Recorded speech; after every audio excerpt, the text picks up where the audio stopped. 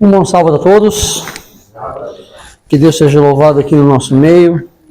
Que a gente esteja feliz de estar aqui, podendo falar das maravilhas de Deus, podendo compartilhar histórias que a história deixou para que a gente guiasse agora no tempo que nós vivemos, né? A gente pudesse se guiar, né? Normalmente, nas minhas pregações, eu costumo usar bastante texto. Dessa vez eu vou fazer o contrário.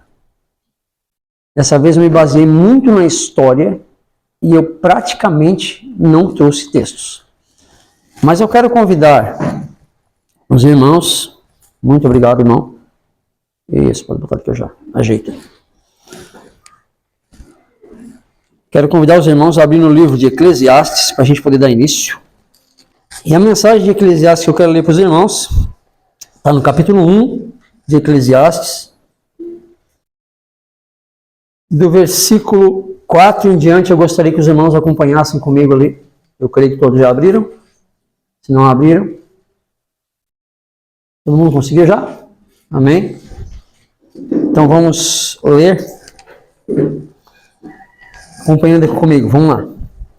Geração vai e geração vem, mas a terra permanece para sempre. Levanta-se o sol e põe-se o sol, e volta ao seu lugar onde nasceu de novo.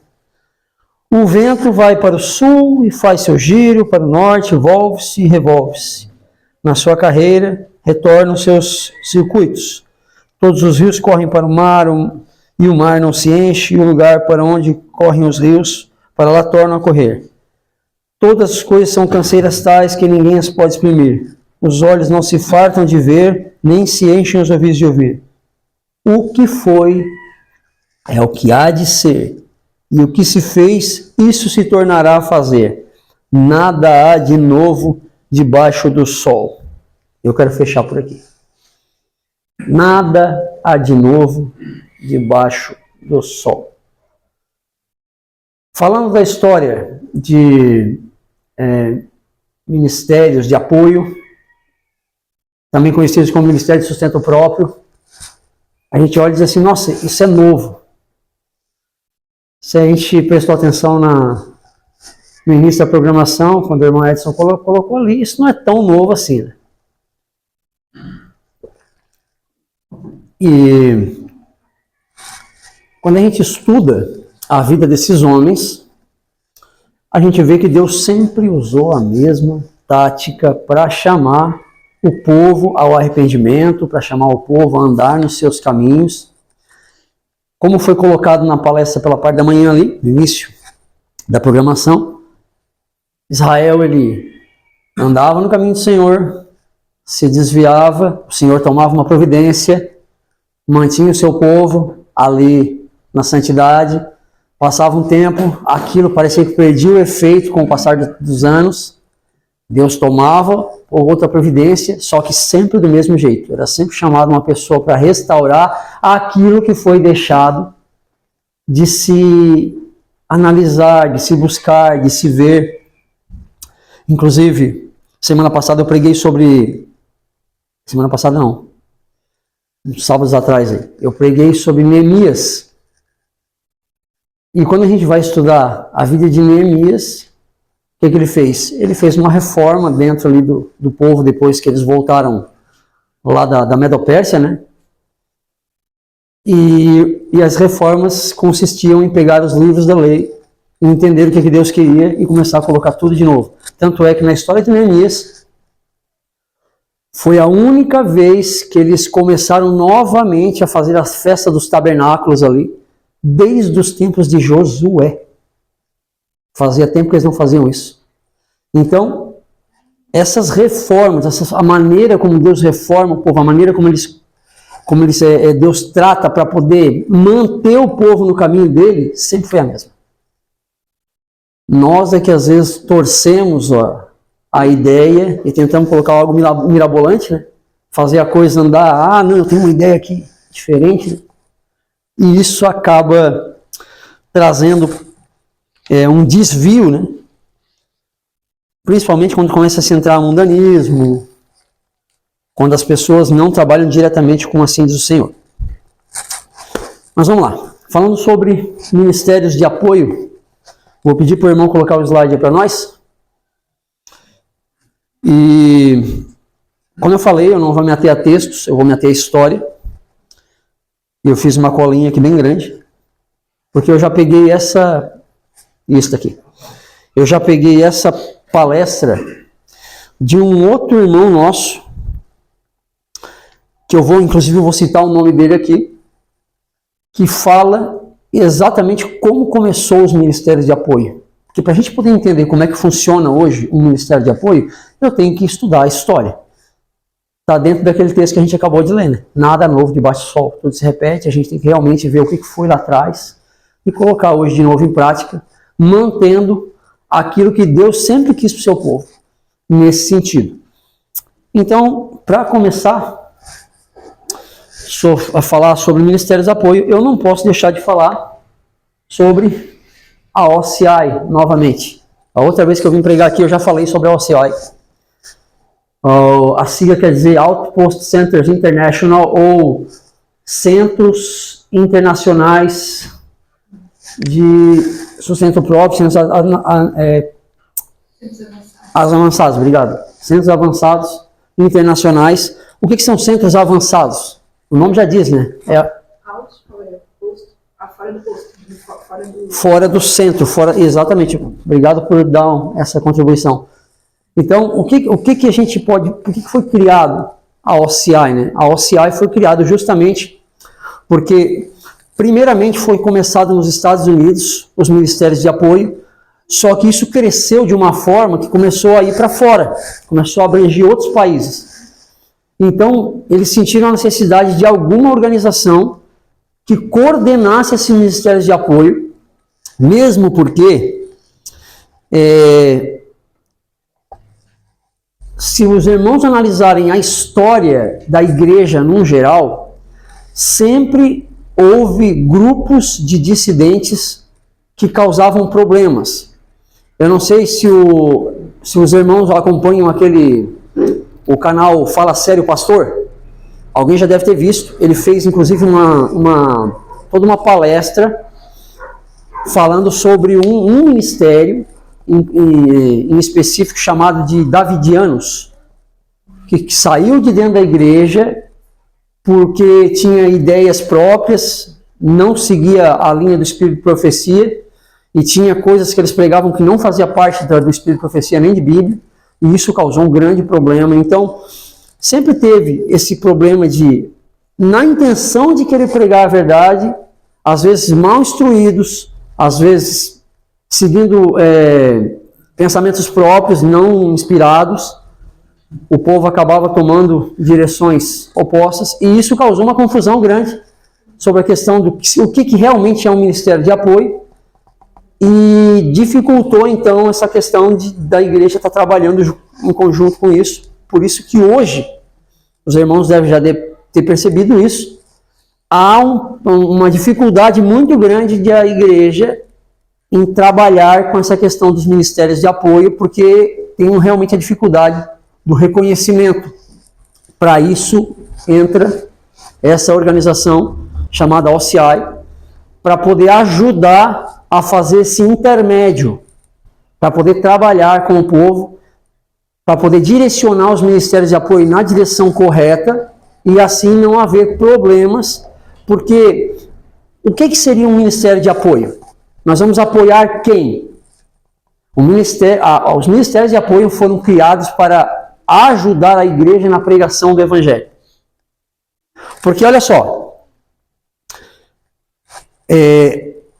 da igreja toda, de todos os números que nós temos na igreja, 99,87% mais ou menos da igreja são membros leigos. Ou seja, são membros que não têm formação acadêmica. Agora, tenta imaginar se 99,87% sobrou quantos por cento ali? 0,13%. Isso, 0,13% é o que nós temos de pastores. pregando. Vocês acham que eles vão conseguir pregar a mensagem no mundo inteiro? Então Deus, Ele está chamando você, meu irmão, a se levantar no seu ministério leigo e fazer alguma coisa. Trabalhar para Cristo. E nesse interim é que entra essa questão dos ministérios de apoio. Como eles foram formados, como é que a coisa inicia-se, né? Eu não posso falar também de ministérios de apoio sem falar desse senhor aqui. O nome dele é James Hartley, né? Ele é o cofundador do Ministério Light em 2008, Ministério Luz, né? E ele já trabalha hoje há 25 anos com ministérios de apoio. E ele começou em Wildwood e ele foi convertido à Igreja Adventista por um ministério de apoio, que era um restaurante, se não me falha a memória, na Suíça. Um restaurante vegetariano.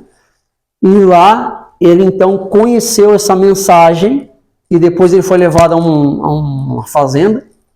E nessa fazenda ele conheceu Jesus e de lá para cá, então, a história dele com ministérios de apoio só cresceu e até se tornar então diretor, um dos diretores do Light, né? Então, Light, o que é o Light, né? O Instituto Leigo para a Formação Global em Saúde. O Light é um ministério de apoio à Igreja Adventista do Sétimo Dia, dedicado a proporcionar formação e evangelismo de saúde em todo o mundo. E nós temos muitos ministérios como esse. Esse é um deles que foi criado por esse senhor, James Hartley. Mas vamos lá. Como nós começamos, então, a história com os ministérios de apoio? Então, nós vamos voltar lá para 1800 e um pouquinho, para a gente começar a falar de um senhor. O nome desse senhor é Edward Alexander Sutherland. Sutherland, ele nasceu em Wisconsin, fica nesse estado aqui, lá, muito próximo à primeira sede da Igreja Adventista, e ele viveu ali no Vale do Mississippi, e ele era um fazendeiro com seu pai, de uma fazenda, mas o sonho dele mesmo era ser professor. Ele queria ser professor. Então, ele formou-se no ensino médio, virou um professor, então formado agora, e ele foi trabalhar como professor numa escola adventista. E estava ali trabalhando, fazendo um bom trabalho, até que surgiu uma palestra sobre saúde, que foi dada por esse homem aqui. Alguém sabe quem é esse homem aqui? O nome desse homem é Dr. John Kellogg.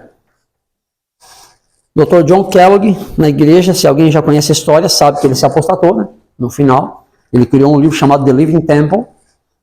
E esse livro falava, ele tinha algumas ideias panteístas ali no meio, o que causou realmente um afastamento da fé adventista.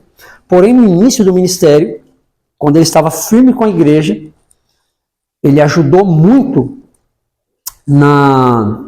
em todos os ministérios, financeiramente, com o conhecimento de saúde que ele tem. Foi ele que criou aquela marca do Kellogg, sucrilhos Kellogg, né? O pessoal deve ter conhecido já aqui, principalmente as pessoas mais antigas. Ele que criou, ele é o fundador, né? Então, Sutherland, ele se apaixonou pela obra médico-missionária e ele disse, eu quero estudar para ser um médico missionário. E ele foi falar com o pai dele. Pai, eu quero estudar lá em Battle Creek, que era onde foi uma das primeiras instituições de ensino da igreja. E ele queria estudar lá com o Kellogg, ele queria aprender sobre essas coisas, e então o pai dele falou assim, não, tu já te formou, já terminaste teus estudos, agora tu vai me ajudar na fazenda aqui. Tu não vai para lá não. Disse, pai, mas eu queria ir, não, tu vai me ajudar aqui na fazenda, tem muito trabalho para fazer aqui, você não vai. Ele era muito obediente, muito fiel aos mandamentos do Senhor, ele obedeceu o pai e disse, não, tá, vou ficar aqui. Mas, na verdade, o pai dele estava fazendo era um teste com ele. O pai dele pegou, naquele ano, deu muito serviço para ele, além do que ele costumava fazer, E ainda colocou ele fazer os serviços mais difíceis ainda. Por quê? Porque se ele conseguisse fazer aqueles serviços ali de maneira maestral, digamos assim, ele ia ter capacidade de sair para fora e conseguir fazer, então, o que ele queria lá fora, com essa obra que ele tanto queria estudar. E assim foi, ele passou aquele verão trabalhando com o pai dele, fez tudo eximiamente, e então chegou no final do verão, o pai dele olhou para ele e disse assim, não, olha, tu quer ir lá estudar lá, então tu tens a minha permissão agora para ir, você está pronto, você tem tudo que você precisa para poder tocar para frente. Então ele foi para Battle Creek, que era uma das primeiras instituições adventistas de ensino. Quando ele chegou em Battle Creek, aqui nós temos algumas fotos, né, de Battle Creek, essa aqui em laser aqui, acho que é no meio. Tem. Essa aqui é uma foto, acho que mais antiga. Essa aqui é um pouco mais recente, né? Tem a plaquinha aqui que não tem nada na porta ainda. Quando ele chegou em Battle Creek, ele conheceu um rapaz. Alguém sabe o nome desse cidadão aqui? O nome desse cidadão aqui é Pierce Magan. Pierce Magan, ele era um cara extraordinário, assim, né? E ele se identificou muito com o Pierce Magan porque os dois tinham uma linha de pensamento assim, muito parecida. Pierce Magan, ele não só estudava no Battle Creek, mas ele trabalhava lá dentro. E ele trabalhava na padaria lá dentro. E logo ele se tornou lá o padeiro-chefe. Só que, na verdade, o que ele gostava de fazer era mexer com máquinas. E aí nas horas vagas, ele mexia com máquinas, ele começou a aprender a trabalhar com vários instrumentos diferentes. Ele realmente é um cara proeminente. E ele tinha ainda uma outra graça do Senhor, que ele vivia com Ellen White. E Sutherland, ele teve a oportunidade, então, de ir, muitas vezes, passar tempo na casa de Ellen White, junto com Pierce Magan, e ali ela servia como uma tutora para eles. E eles andavam juntos, assim, porque realmente criaram uma amizade muito forte, e eles, os dois, criaram juntos muitas dessas escolas e ministérios de apoio. Bom, teve um determinado ano que eles foram convidados a uma convenção de professores por 4 semanas. E eles foram lá para estudar com esses professores sobre os conselhos de educação da irmã White, educação cristã. E então, Sutherland recebeu um chamado para trabalhar em Battle Creek. Os professores já tinham ficado de olho nele, os diretores já tinham ficado de olho nele, perceberam que ele era realmente um rapaz proeminente. E chamaram ele para trabalhar em Battle Creek, então. E ele ficou ali em Battle Creek trabalhando por 1 ano, e ele foi muito bem sucedido ali como professor em Battle Creek, só que ali ele recebeu um outro chamado ainda. Ele foi chamado para abrir uma escola, um colégio, no Oeste. E ele aceitou o chamado. E o nome desse colégio era Walla Walla College. Então, ele foi para Washington e ele acompanhou a construção da escola, só que ele era um cara que tinha visão da coisa, então o que ele fazia? Ele recrutava estudantes, professores, ele começou indústrias ali, montou uma fazenda, montou uma madeireira, porque ele queria que a escola fosse autossustentável. Ele não queria que a escola dependesse de fundos, de lugar algum. Ele queria que a escola se autossustentasse. Ele fez de tudo, de todas as maneiras, para não se endividar. O local onde eles estavam lá era muito frio.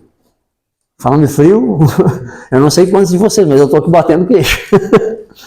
Porque lá onde a gente mora, lá uma época dessa é frio. Só que quanto mais para o sul vai ficando aqui, mais frio vai ficando. E quanto mais baixada, mais gelado tu sente. Então eu estou com meus pés em pedra aqui. Mas com a glória do Senhor, o calor do Espírito Santo, nós vamos continuar. Amém, né? Então olha só. Então o local era muito frio E eles tinham apenas 2 fogões a lenha na instituição inteira. Um na capela e um na cozinha. Então tá aí um motivo para eles saírem correndo de manhã cedo para se esquentar, né? Levantavam e corriam para a capela para poder se esquentar lá. Né? As primeiras refeições que eles tiveram eram servidas com pão e leite, que eles cuidavam de animais ali também, então eles tiravam leite, né? E Sutherland, ele instituiu a primeira cafeteria vegetariana adventista. Eles não eram veganos, porque eles usavam leite, né? Usavam algum produto animal ainda, leite e ovos, porém, eles não comiam mais carne. Então, ele foi o primeiro a instituir, dentro de uma instituição adventista, uma cafeteria vegetariana. Ele foi muito bem sucedido nisso, né? Ele tinha 160 alunos lá na faculdade de Walla Walla, e em um ano ele explodiu, cresceu muito rápido essa faculdade lá. Só que eles estavam enfrentando alguns problemas. Eram 160 alunos e 2 banheiros. Um masculino, um feminino. Tenta imaginar 80 meninas e uma banheira só para tomar banho. Banheira que eu digo porque o método de banho americano, eles tinham aquelas banheiras assim, né? Eles ainda não tinham aquele chuveiro, então eles enchiam a banheira, eles tinham que ir ali tomar banho, né? Então isso realmente foi um problema. Eles mandaram até uma carta para a associação na época, e a associação respondeu com uma outra carta com instruções específicas de como eles poderiam usar um aparato, que era hoje a gente pode falar na boa língua brasileira, era uma bacia, uma caneca, para se lavar no quarto. Eles não precisavam ir no banheiro para poder resolver essa situação, né? Então a gente já vê ali que o início não foi muito simples. Né? Eles tiveram muito trabalho duro. Quando a gente pensa em trabalho aqui hoje, a gente tem muita facilidade. Eles tiveram realmente trabalho duro, né? Mas Sutherland, ele pensava no melhor para os alunos. Então ele investiu muito em professores. E eles estudavam os testemunhos juntos, porque eles queriam implementar dentro do colégio aquilo que os testemunhos ensinavam. E eles ficavam lá estudando, eles realmente faziam reuniões com os professores. Como é que a gente pode fazer para implementar isso aqui? Como é que a gente pode fazer isso funcionar aqui dentro, né? E eles ficavam estudando essas coisas. E ele ficou 4 anos ali. Então ele foi convidado para a Conferência Geral de 1897 e deu o seu relatório do seu trabalho em Walla Walla, falando como as coisas estavam funcionando. E a diretoria ficou boquiaberta, impressionada, como um rapaz que iniciou-se, pasmem, com 28 anos de idade, ele começou a fazer esses empreendimentos pela igreja e eles viram que ele era realmente proeminente. Ao contrário de Walla Walla, Battle Creek, que foi onde ele começou lá, estava afundado em dívidas. Hoje, se a gente for colocar em reais, Battle Creek estava com uma dívida de mais ou menos uns 10 milhões de reais naquela época. E eles falaram, cara, a gente precisa de... Tá vendo esse cara aí? A gente precisa disso aí lá. E falaram para ele, convidaram ele, olha, vamos lá resolver o problema de Battle Creek lá, ajudar a gente lá.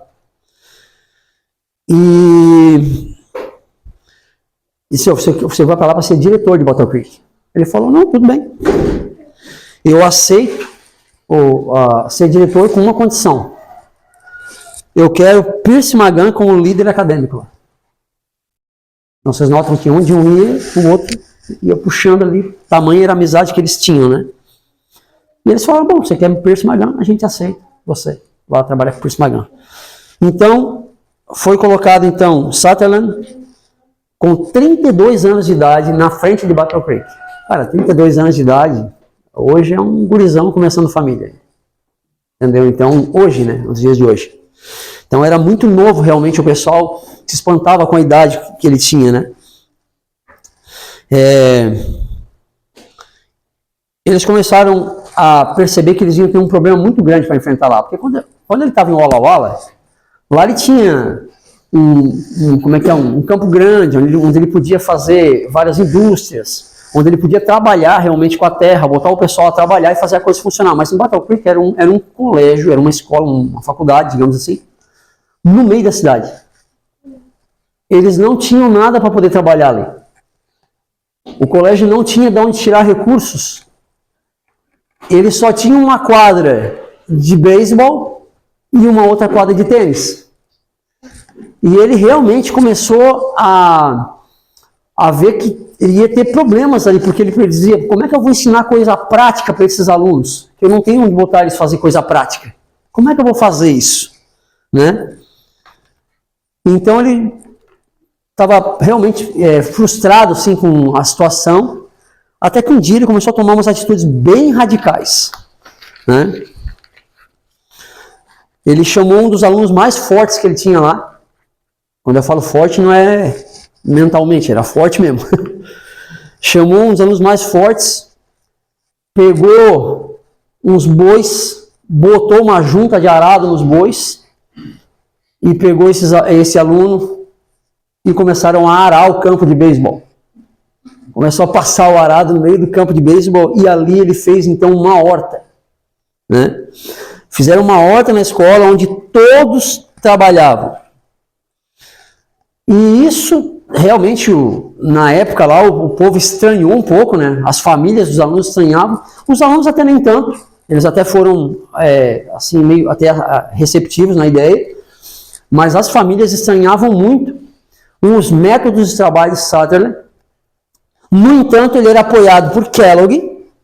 Kellogg estava ali, dando força para ele. E até Jones estava ali também, como o líder do comitê da escola, apoiando a ideia também de Sutherland em Battle Creek. Né? Então aqui, nós vamos ver ali o irmão Kellogg, né? E Jones aqui, como ele já tinha colocado na imagem anterior, apoiando esse novo método de trabalho. E enquanto ele estava trabalhando lá, ele começou a perceber, ele começou a escutar alguns rumores que estavam com necessidades de escolas conectadas com a igreja naquela época. Então, ele começou a fazer um plano. Ele chegava na escola de manhã e ele falou assim, olha, eu quero...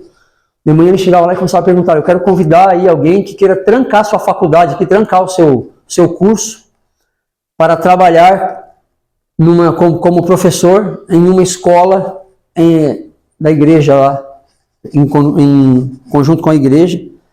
E ele fez a pergunta num dia e ninguém falou nada.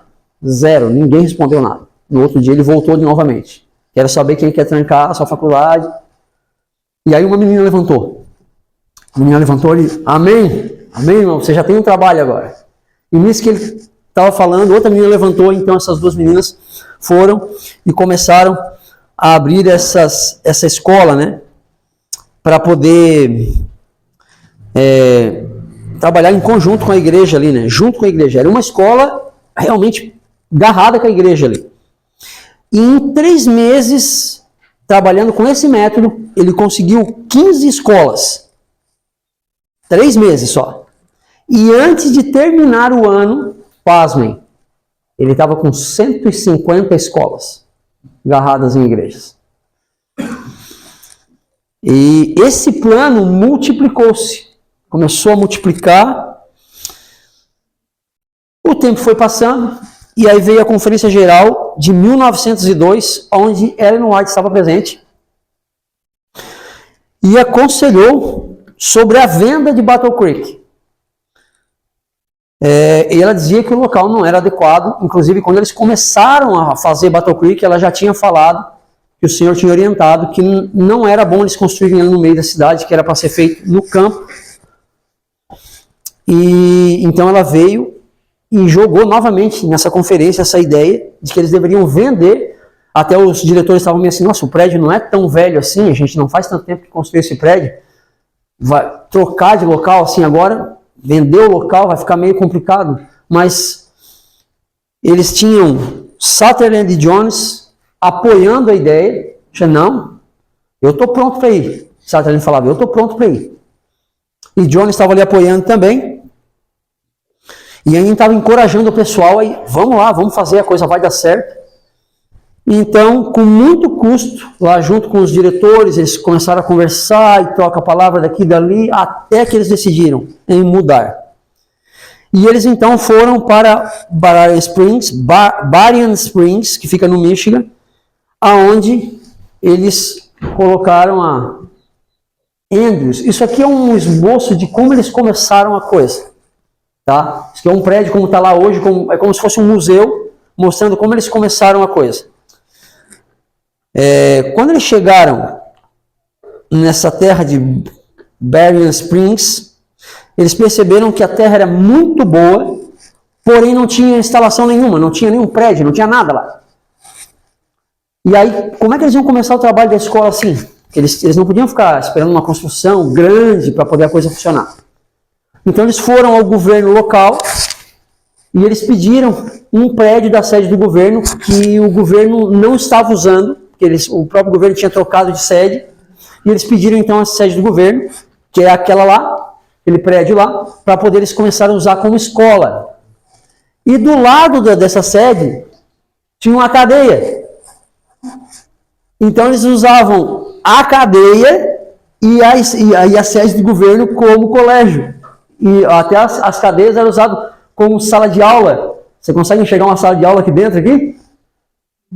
Então você percebe a dificuldade do trabalho, porém a coisa começou a fluir novamente, do mesmo jeito que foi o Walla Walla, com o satélite colocado em Walla Walla, ele empregou os mesmos métodos ali. Indústrias, horta, vacas leiteiras, os alunos construíam até suas próprias casas, né? Só que ali era ainda mais frio do que o outro local que eles estavam, até 20 graus negativos era. E eles não tinham aquecimento nas casas. Então vocês veem que o trabalho realmente que eles passaram para poder conseguir essas coisas, mas esse trabalho ia fortalecer eles como bons missionários para o Senhor, que suportariam angústias, suportariam as agruras do trabalho, para poder, então, executar esse trabalho, que era um trabalho difícil, de levar a mensagem através desses ministérios, né? Ali ele criou, foi chamado de Andrews, né? Onde é a mesma sede de Andrews hoje, tá? Hoje nós temos a faculdade de Andrews, né? É exatamente nesse local, né? Então ele criou um novo sistema de trabalho ali, que era meio período trabalhava, meio período estudava. Foi o Sutherland que criou essa ideia para dentro. E a escola cresceu muito. Mas também cresceram-se controvérsias ali dentro. Porque os pais dos alunos que iam para essa faculdade, para essa escola, eles queriam uma educação de ponta para os alunos. E eles ficavam dizendo, sim, o meu filho, se eu quisesse que o meu filho trabalhasse numa fazenda, eu mantinha ele aqui na minha fazenda. Então eu tiro ele daqui para a fazenda para botar aí, o meu filho vai para aí para trabalhar com fazenda, com horta, com vaca. Como é que funciona? Como é que eles vão...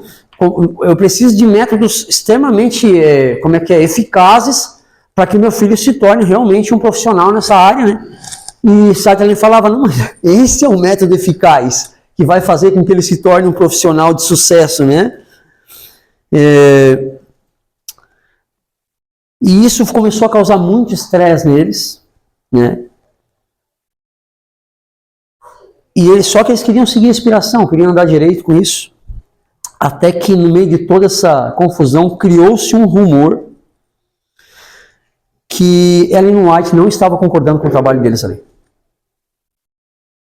E esse rumor foi se seguindo de tal maneira que a mulher de Percy Magan, ela teve um colapso nervoso, digamos assim, e ela caiu de cama. E ela ficou 3 meses sem se levantar. E veio a falecer. Por causa desses rumores. E naquela época não era fácil de consertar um rumor. A irmã White, nessa época, ela estava na Califórnia, estava longe. Então, quando ela ficou sabendo do que aconteceu ali, ela veio, porque naquela época eles prestavam os serviços memoriais ali, de enterro, coisa e tal. Então, quando ela veio, ela vai fazer o discurso dela, e ela pega e diz que o sangue daquela mulher estava na mão das pessoas que fizeram essas acusações falsas, porque ela sempre apoiou aqueles meninos e aquele trabalho, porque aquele trabalho estava sendo feito segundo a orientação que o Senhor deu. Então ela jogou o sangue, a responsabilidade do sangue daquela mulher nas mãos daqueles homens. Foi dura a mensagem, né?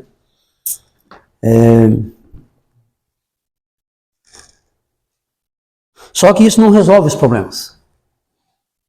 Depois que eles continuam o trabalho, os problemas ainda continuam persistindo, e para não causar uma divisão entre a escola e a igreja, ali, sobre a questão dos trabalhos, como a coisa estava andando, para não forçar a barra, Pierce Magan e Sutherland conversam e resolvem, então, pedir demissão. Eles, é melhor a gente pedir demissão do que a coisa piorar, vamos deixar eles tomar o rumo que eles querem tomar aqui. E vamos seguir o nosso rumo, vamos ver o que a gente vai fazer, né? Vamos sair. Então eles pedem demissão, eles saem fora. E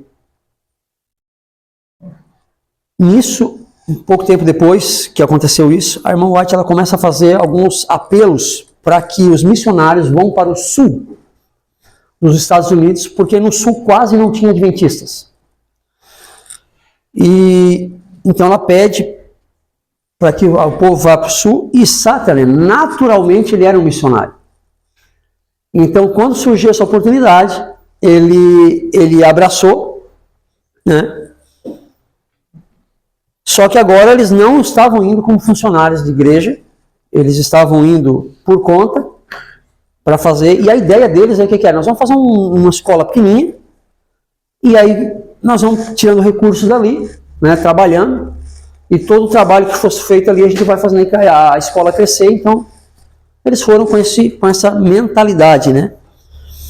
Fazer uma escola pequena que fosse crescendo, né?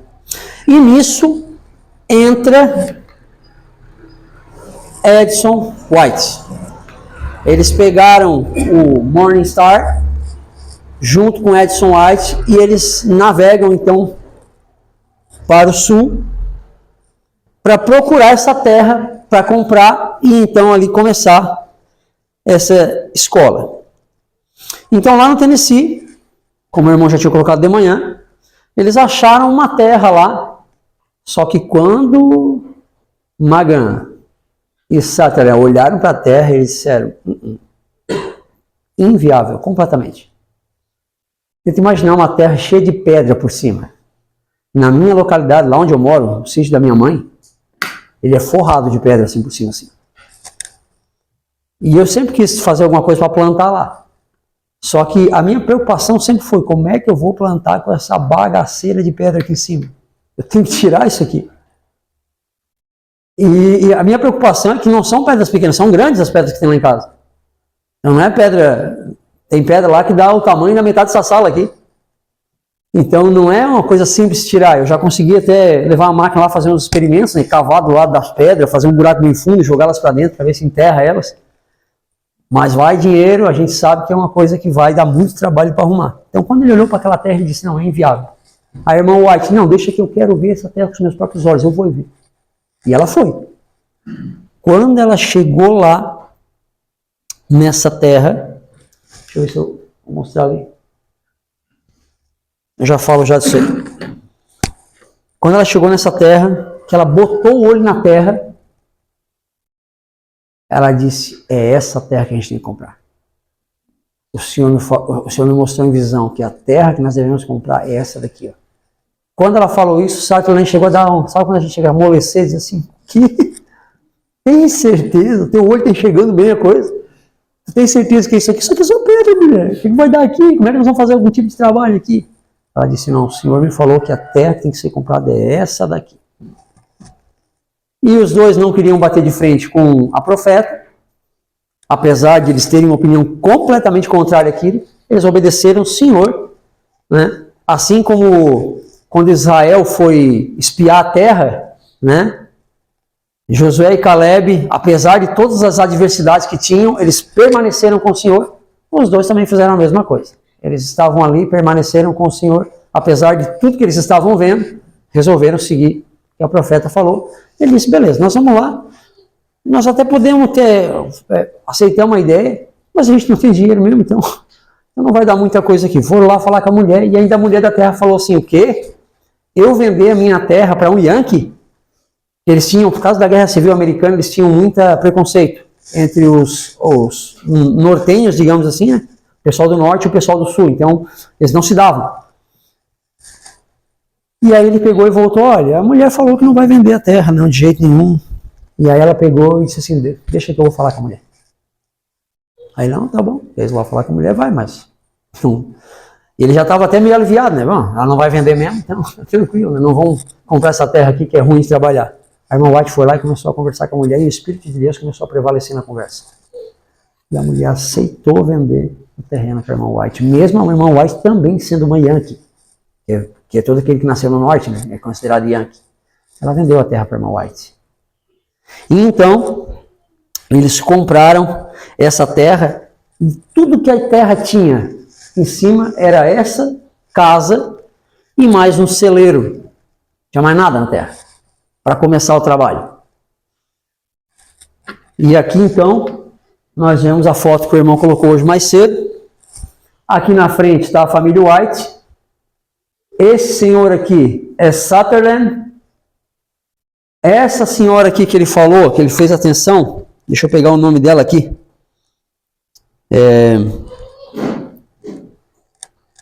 Nellie Juilliard. A irmã White coloca essa mulher como uma mulher poderosa e forte para poder manter a liderança da escola. Ela teve um papel proeminente na liderança da escola. Aqui nós temos Pierce McGann, esse aqui, e o resto da diretoria, então, atrás, lá, né? Então, assim começou a história de Madison. Como o irmão colocou, o local, o nome da localidade onde eles estavam era Madison e ficou o nome da faculdade, Madison, né? Até hoje, né? A irmã White falou que essa escola tinha que ser diferente de todas as outras escolas que a igreja já teve. Então, o que ela fez? Ela começou a escola como se fosse uma ONG, sem fins lucrativos, criaram um comitê de diretores, o qual foi o único comitê que a irmã White participou na vida inteira, como eu coloquei hoje de manhã aqui. Ela não participou de mais nenhum outro comitê. Por quê? Porque todos os outros comitês da igreja sempre tinha dedo humano ali. Então a irmã White não queria participar desses comitês por conta disso, que eles não queriam se render à vontade completa do Senhor. Mas nesse caso, ela participou porque ela estava ali trabalhando e ela estava ali para poder auxiliar e ajudar esses meninos a fazerem esse trabalho, né? Qual era o objetivo dessa escola? Treinar leigos para a obra médico-missionária, só que era diferente de Andrews. Ou seja, era leigo mesmo, entendeu? Eles transformaram, isso aqui já no caso já de uma diretoria mais moderna, onde Sutherland está aqui já velhinho, aqui já é um filho de Sutherland, aqui eu creio que a esposa está aqui, né? Bessie DeGraw Sutherland, creio que a esposa dele, com uma diretoria já mais moderna, né?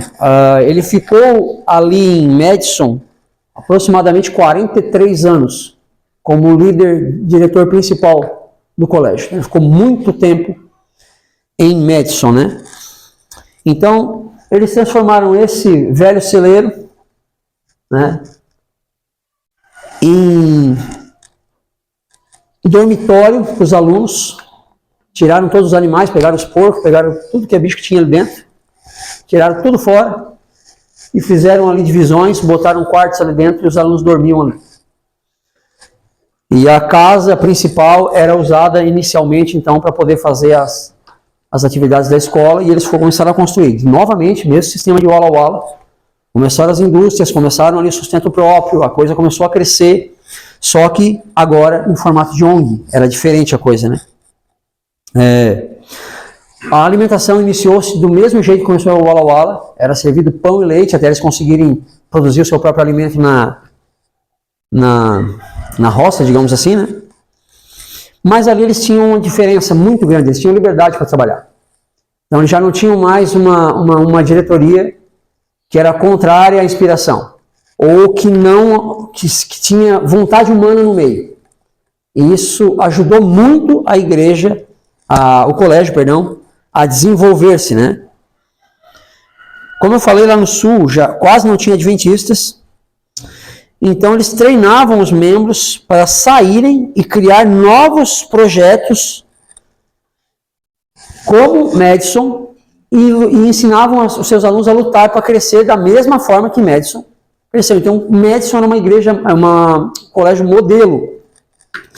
Os alunos que saíram de Madison iam para outras localidades e eles começavam a colocar os seus próprios ministérios. E ali de Madison saiu muitos outros projetos de sustento próprio similares a Madison, né? E eles tinham um objetivo. Eu até procurei esse gráfico para mostrar para vocês, mas não achei. Era como se fosse um triângulo. Na ponta do triângulo em cima estava agricultura, escrito. Ou seja, a agricultura era um dos principais pilares que ajudavam a manter essas instituições. Depois eles tinham treino dos professores para se tornarem professores missionários, né? E a outra ponta desse triângulo, então, era a obra médico-missionária. Além de serem professores, eles também aprendiam a curar por métodos naturais, que o irmão vai poder ter a oportunidade de falar para nós hoje mais tarde, né? E levando esses métodos. Só que lembrando, não era como Andrews, que formava médicos com diploma. Eles formavam médicos missionários leigos, que esse sempre foi o desejo do Senhor, que a medicina natural fosse usada para que as pessoas levassem o evangelho para frente, né? E aqui Deus então deu conselhos para Ellen White para multiplicar Madison no sul, né? O sucesso foi tão grande que os 2 primeiros missionários cubanos saíram de Madison. 2 garotos de 20 anos de idade pegaram um barco e foram para Cuba. Lá, com auxílio de doações que eles receberam, vindos de alguns patrocinadores americanos, eles começaram o mesmo projeto que eles aprenderam em Madison. Eles foram lá, compraram uma terra, colocaram uma escola, começaram a fundar ali umas pequenas indústrias e assim fizeram uma obra de sustento próprio, fundaram uma igreja ali junto e a igreja cresceu muito. E até hoje em dia, se você perguntar para os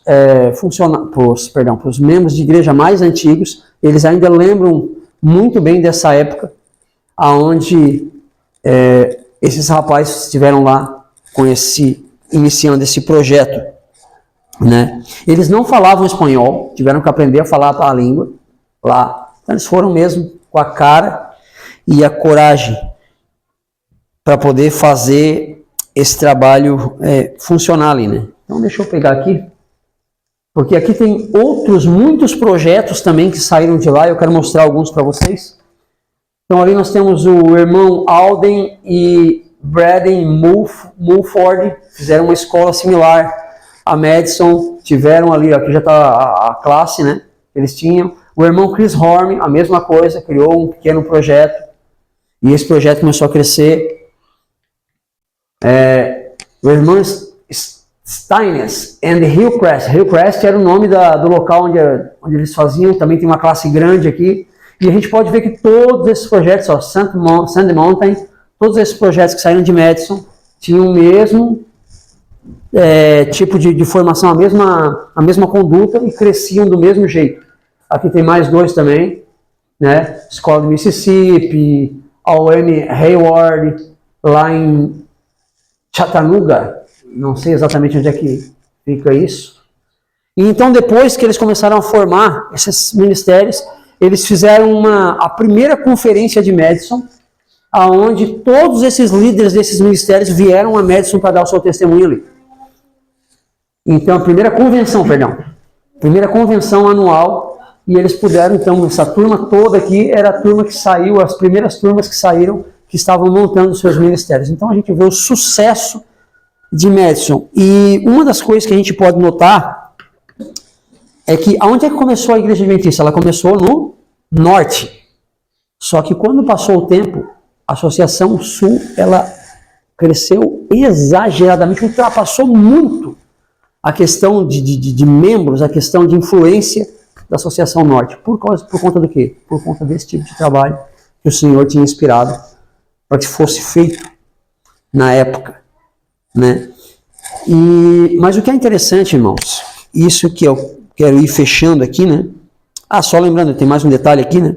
Tem mais um outro ministério que foi formado, que Sutherland, como eu falei, ele passou ali aproximadamente 43 anos ainda em Madison, só que Pierce Magan ele saiu antes.